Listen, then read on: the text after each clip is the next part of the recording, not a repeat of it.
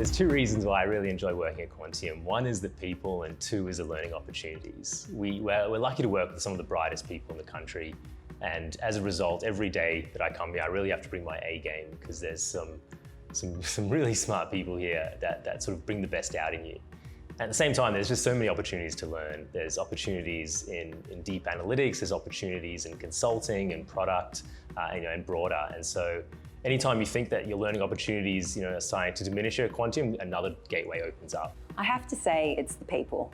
And Quantium hires diverse, smart people, and whether it's engineering, product management, data science, strategy, people really are experts and bring the best of themselves to work every day. When I first started in Quantium, I actually haven't built any statistical models whatsoever, even though I graduated statistics back in university.